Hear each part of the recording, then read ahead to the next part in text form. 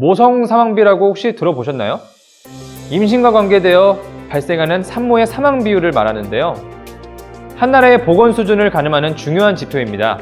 OECD 국가 평균은 10만 명당 6명꼴인데 우리나라의 서울만 봤을 땐 3명으로 OECD 평균의 절반으로 아주 우수해 보이는데요. 하지만 제주와 경북 같은 지방에서는 무려 16명, 이는 OECD 평균의 2.5배 수준입니다. 강원도는 심지어 32명으로 OECD 평균의 5배 수준인데요. 이는 중국과 비슷하고 스리랑카보다도 높은 수치입니다. 어떤가요? 30조 원이라는 엄청난 돈으로 국민들의 병원비 부담을 줄이는 것도 중요하지만 이런 어처구니 없는 현실적인 문제부터 개선하는 것도 필요하지 않을까요?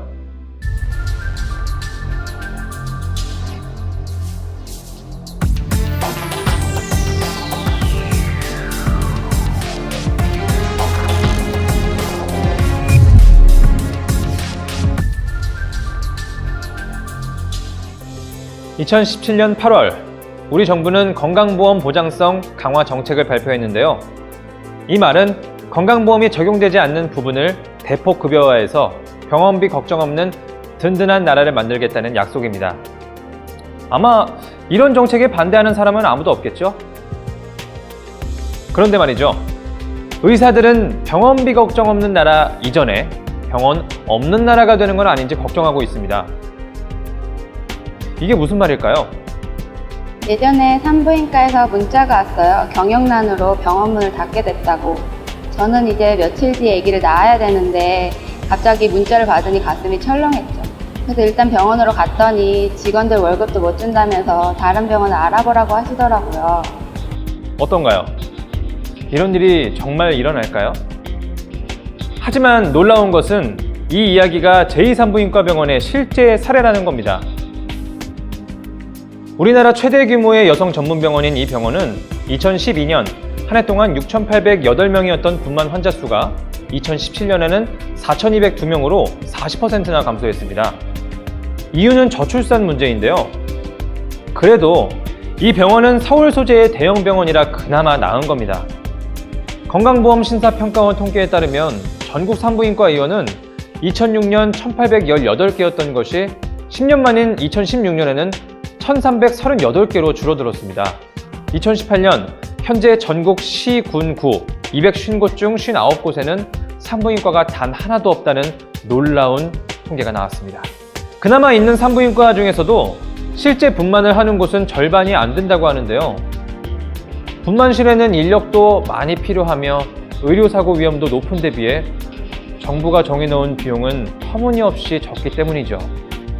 이렇다 보니 산모들은 출산을 위해서 대도시로 원정을 떠나거나 위급한 상황에서 산부인과를 찾지 못해 치료 시기를 놓치는 등의 안타까운 경우가 빈번히 생기고 있습니다. 사실 이런 문제는 산부인과에만 국한된 문제가 아닙니다. 중증외상 전문가로 유명한 아주대의 이국종 교수를 보셨나요?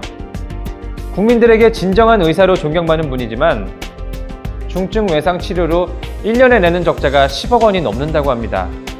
이상하지 않나요?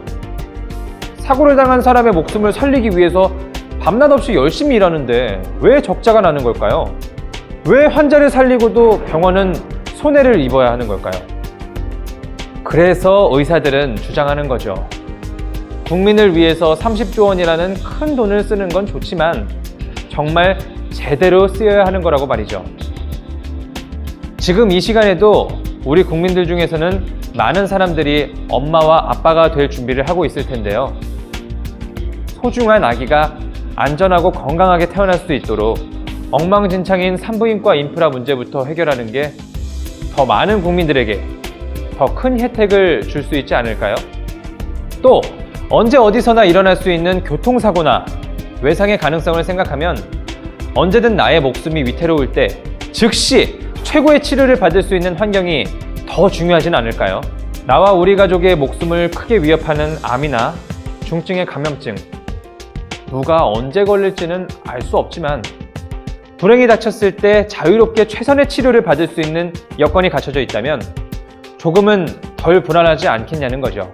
눈으로 보이는 건강보험 보장률을 조금 더 올리는 것도 좋지만 조금만 생각을 바꿔보면 더욱 안전하고 더욱 든든한 의료 환경을 만들 수 있다는 것입니다. 그렇죠. 사람이 먼저입니다. 그래서 이런 필수 의료부터 살리는 게 먼저입니다.